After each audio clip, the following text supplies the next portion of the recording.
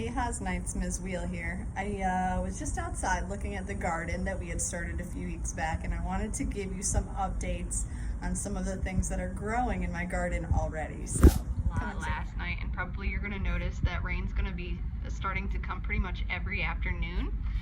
Here in South Florida, we have two seasons, the wet season and the dry season, and right now we are in the beginning phases of the wet season, and also you probably start hearing about hurricanes because the wet season happens during the hottest times of the year, and that's also hurricane season. So as you can see, the soil here is super damp. We want to keep it moisturized, but we don't want it to be too damp. So I'm not going to water these guys today, but in here we have peas, and unfortunately I don't see anything growing yet. That could maybe have to do with the amount of soil and ability to get sunlight in those containers. I'm not sure. Over here I don't see any sprouts either. This is the herb mix that we tried.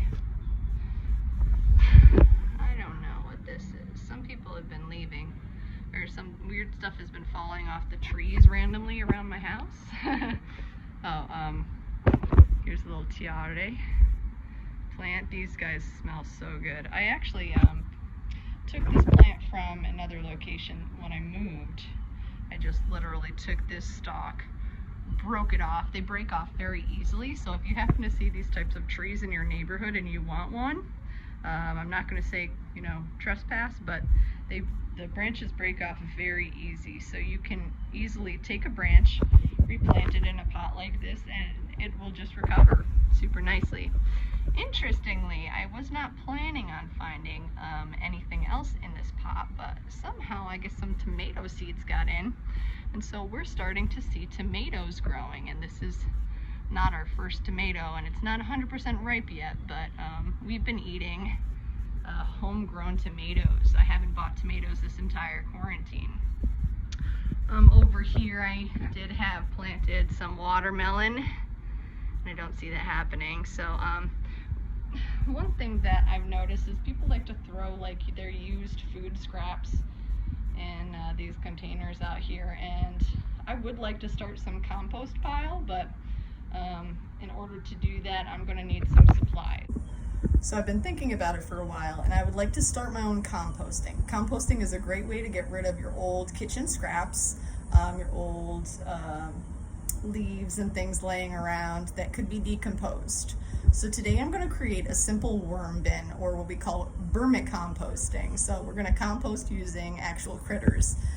So I went to the store earlier. I just went to a Walmart. If you go to the back in the sports section, you can find bait worms for fishing. Red wigglers are usually the best for decomposition, so you can find them pretty easily. So I bought a few containers of worms, and I'm going to create a habitat for them now. So it's important to do a little bit of research first to see what your compost will need and what your worms will need to survive. So remember that all organisms have 4 basic needs of things that they need in order to survive. They need air for breathing, they need food for energy, they need water, that's super important, and they need shelter and protection. Worms also, they are a little bit finicky with temperature, so you're going to want to keep your worm bin somewhere between 50 to 85 degrees Fahrenheit. If it gets to be too warm or too cold, you may want to take it inside into the AC, or you can cover it up with some blankets if it gets too cold, or you can put some, cover it with some like cold cloths, or even put maybe like some ice cubes in there when it gets really too hot. Make sure that you moisturize it, but basically this should be an ideal environment right out here on my porch in the shade where it doesn't get too hot, too cold. And remember that worms, they do burrow, so they like to stay underground, so they like a nice dark habitat. So for the materials that you're going to need to make your own vermicompost bin, you're going to need a container. This is just a nice little cheap container I got for $5 at Walmart. This will do the trick, but really any container will work. You'll need either a drill, because we're going to need to put holes in there for air, or if you don't have a drill, you can use, if you have a toolkit, you can use a hammer and nails. to put holes into the bin. A little bit of water, a little spray bottle, because worms actually, they breathe through their skin. So they need their skin to stay nice and moist so that they can breathe. So that's super important. Also, you're going to need some basic materials for your compost.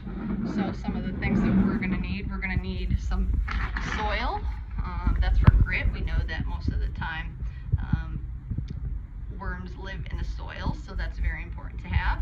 A bunch of cardboard boxes. I'm going to remove the tape and everything from these cardboard boxes, but those cardboards, they break down really nicely. You can also use non-colored newspaper, things like that. Or if you have any small pets, pet bedding works great as well. So you're going to want these sort of materials to make up the most. And then if you happen to have any scraps from your kitchen, and actually I've been collecting some cauliflower pieces and some lettuce pieces in the bin over there, and that's actually what the worms will end up eating. All right, so without further ado, let's begin. Let's get started. So we have our bin. The first thing we're going to want to do is we're going to want to drill holes all through the top. You want to keep them very high because worms can crawl. So if the worm is uncomfortable, especially when you first put them in there, you might see them starting to crawl up. If you do see that, just kind of push them back down, cover them with a little bit more wet newspaper, and they should be okay the second time you put them in. But usually when you transfer one organism from one habitat to the next, they might spook a little bit, and worms can do the same. So let's start off by getting a drill bit or a hammer and a nail. Okay, so the first thing that you're going to need to do is you're going to need to put holes in the bin right around the top. And the reason that you want to put it around the top is because, of course, all organisms need air. And since we're going to be putting in worms, or even if you don't want to put worms in, if you don't want to vermicompost, you can regular compost. It still needs air because microorganisms are going to come on in and decompose anyways.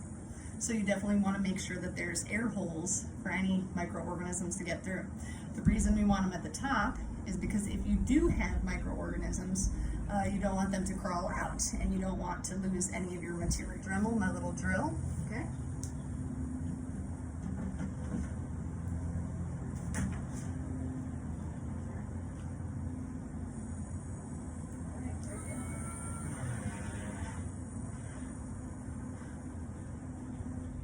These are the type of holes that you will make with your drill bit. So, all right, it's not super beautiful, but I did create holes all across the top. They don't have to be in any particular order, just enough to allow for airflow for our little critters. So I've done a lot of research on different types of worm bins, what the best is, but I've decided to go on a more simpler method and just make sure to, on a weekly basis, check up on my worms, add any other decomposable, or shall I say, decomposable material. But the first thing we're going to do is we're going to line the inside of the box with just a nice thick layer of cardboard. The reasoning is, as the worms are going to start to break down and decompose anything that you put in there, they are going to create waste product. Just like when you and I eat, we also create waste product. So nitrates, which can be found in urine, for example, can be very toxic in high amounts for the worms. So basically, if the worms are using the bathroom more than they have space, right, it can actually become poisonous to them, and they can die off of their own waste. So I'm going to fill up the bottom with just a lot of cardboard. I'm just going to take cardboard from some old cardboard boxes and stuff, make sure it's nice and clean, and line the bottom. That way when the worms do start making nitrogenous wastes, it's not going to be too toxic for them. The cardboard's going to absorb it, and it's actually going to help decompose the cardboard as well. So go through your garbage first and make sure that the stuff that you're putting inside is going to be good for the worms if you're planning to add worms. If you're not planning to add worms, it really doesn't matter what type of paper products you're using. So once you've finished getting your base in with lots of cardboard and paper, you're going to want to make a substrate. Okay, so what does that mean? That means a ground. So I have right here some leftover planting gardening. I'll place that in there. Wet. Not nearly enough as you can see. What else? Good thing I got another bin. Alright.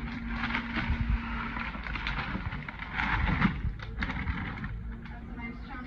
And you're going to want to add even more paper or, you know, what we call bedding. So actually I have a friend that has some small pets and leftover bedding that she donated to me, but you can use old newspaper, you can use leaves, dried leaves, basically anything to create your substrate.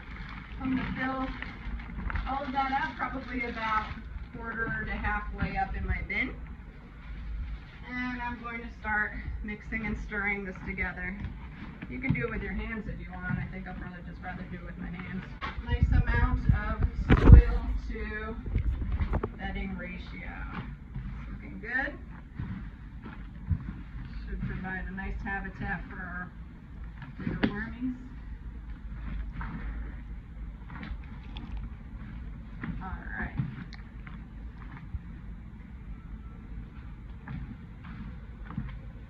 Now honestly, I'd say probably I will even add a little bit more soil in here, but since I don't have any available, I'm going to wait a little bit of time for that. Now since this is very dry and worms live in a moist environment, we have to add a little bit of moisture. So I'm going to just take my spray bottle, just lightly spray across as I mix it all up.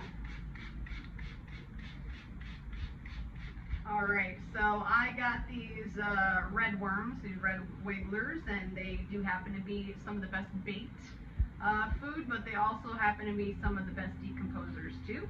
So you can actually buy in bulk these worms, or you can purchase them from the sports section of your store. So here they are, these little red wigglers, super cute. So they've been really kind of in a cold environment, which is why you see them all kind of huddling together. But now that I'm bringing them outside, they're going to separate. So in order to put them in the soil, I'm going to actually kind of dig a little hole for them and place them in. Okay, and bury them. They like to be in a dark area. They like to be under the soil. So I'm going to do this again one more time with another group of worms that I got. Okay, and of course remember the ideal temperature for these guys is somewhere between let's say somewhere between 55 degrees Fahrenheit to about 85. So I was keeping and it says over here somewhere between 38 and 74, so just be aware of that. Since we are in Florida and it does tend to get really warm around here, you're going to want to find a cooler spot to keep your worm bin if you do end up keeping materials. Now let's say you don't want worms, right? Okay, well we can create a compost bin without worms as well. Okay, the worms will just kind of help speed up the process of decomposition. So what you're going to do, you're going to want to collect your kitchen scraps for a week, things that can go in from your kitchen, fruits, vegetables, things like that. You don't want to put in any meat. You do not want to put in any dairy. You don't want to put in anything too citrusy, right? Or too spicy. I noticed the worms don't like hot jalapeno peppers and radish tips and things like that. So you can do a little bit more research on what worms are really good at composting, what they're not so good at composting. But basically you're going to want to wait a week. You're not going to want to dump all of your materials in a single day. You need to wait a little bit of time because they're in the process of working. I know this is going to smell really bad because I've been holding it all week. So here's some materials, green materials and brown materials that you can put in. So I'm just going to kind of again create another little hole, put my greens, bury them, and wait for the worms to find them.